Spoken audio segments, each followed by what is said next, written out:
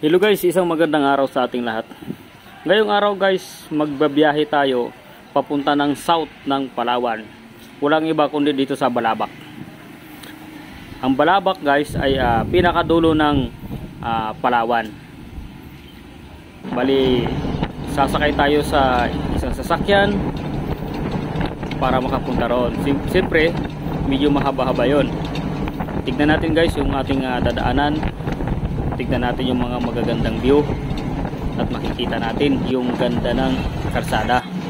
Wala kaming nadaan ng rough road, halos lahat ay simento mula Puerto Princesa diretso ng Buliluyan.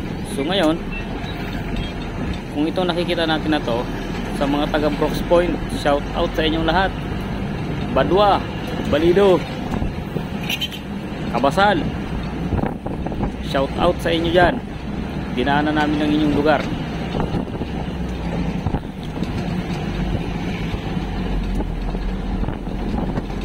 Ito guys, mula Puerto Princesa, umalis kami ng alas 4. Bali, dumating kami dito sa Brooks Point ng around alas 8 ng umaga.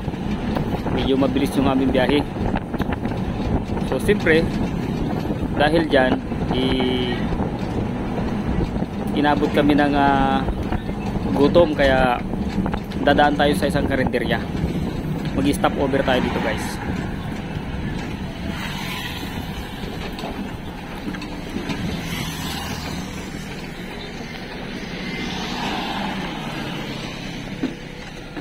Yun o, stop over tayo dito tayo sa isang karinderya.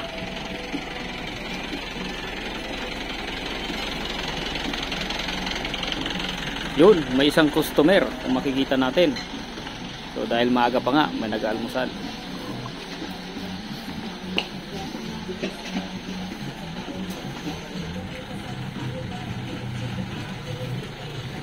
Hey, good morning. Kain po. Magkano dito, te? Sige po. Isang kanin lang po. 6-8. Ang napili ko nga guys na ulam dito ay tortang ampalaya. Kita naman natin guys, oh, napakadami ng order. Talagang solve ang isang kainan. Siyempre, dahil nagbabiyahe tayo, ayaw natin matagtag yung ating tiyan. One rice lang tayo.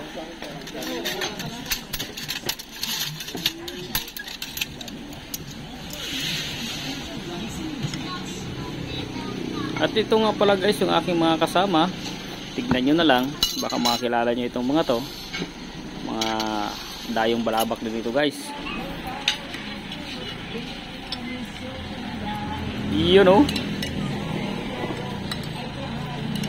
halatadong mga puyat at pagod yan guys. So dahil tapos na tayong kumain, diretso yung ating biyahe. At dumaan na naman tayo dito sa terminal ng Batarasa. Ito munisipyo ng Batarasa? Terminal. Medyo natagalan tayo guys makarating ng Buliluyan dahil pahinto-hinto tayo. Marami kasi tayong dinadaanan. Baka naman guys, papasalamatan ko talaga kayo ng napakaraming salamat kapag mag-like, mag-comment at mag-share kayo sa ating video. Sa mga taga-south dyan, suportahan nyo naman yung ating video guys. Sigurado at alam ninyo na ang aking binibideo na ito, familiar kayo sa lugar na ito. Shout out sa mga taga-Batarasa. Alam nyo guys, may pamilya din ako dito sa Batarasa, yung family Sagusyo, family Martinez. Shout out sa inyong lahat yan. Mabuhay kayo lahat.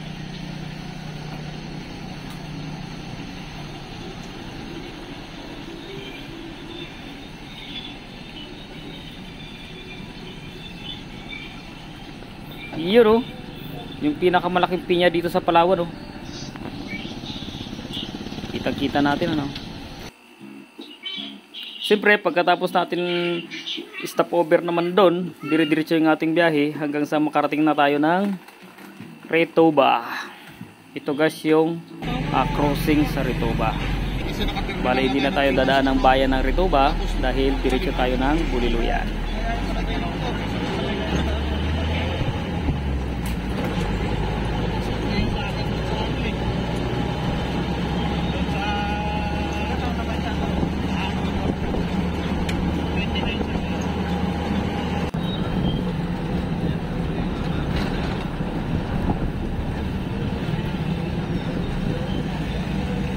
Ayun nga guys, at nakarating na tayo ng Buliluyan.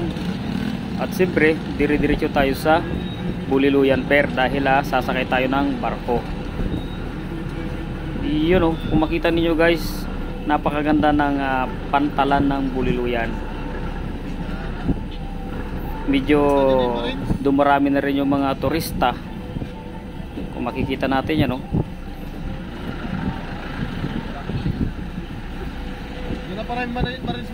Yun.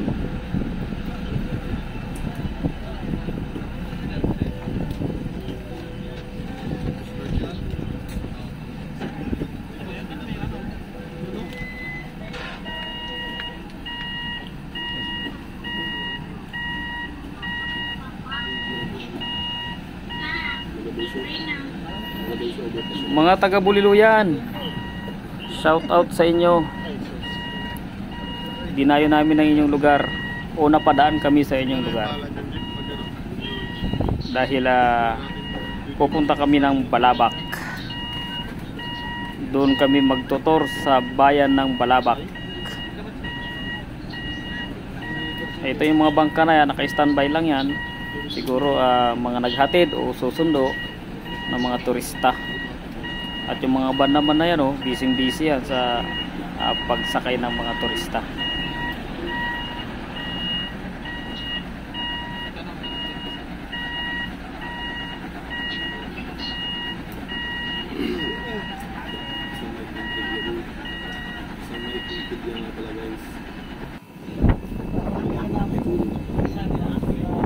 Ito guys, at hindi na kami tumagal dito sa Buliluyan Pier.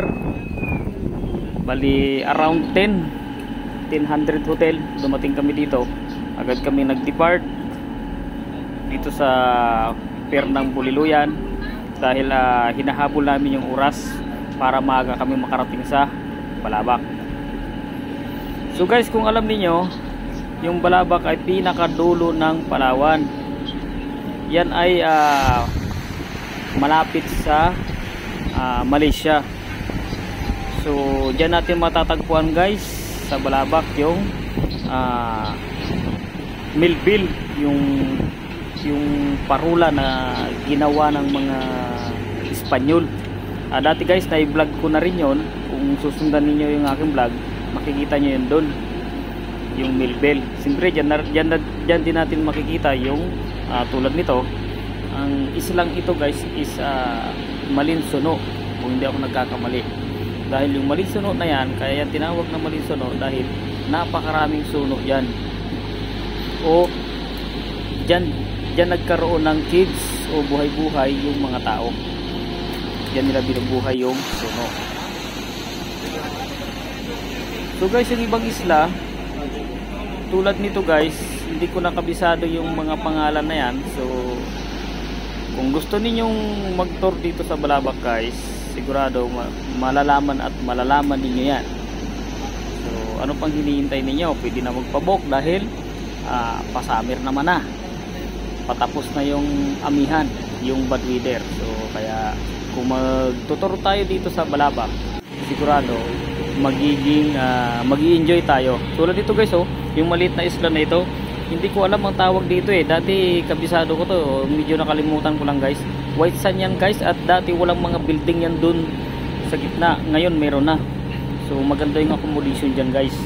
So hindi ko lang alam kung magkano yung price bago makarating dyan. Mayroon pa guys na isang pinakamagandang isla dito, at yung sikat talaga na isla, yung pangalang Unok Island.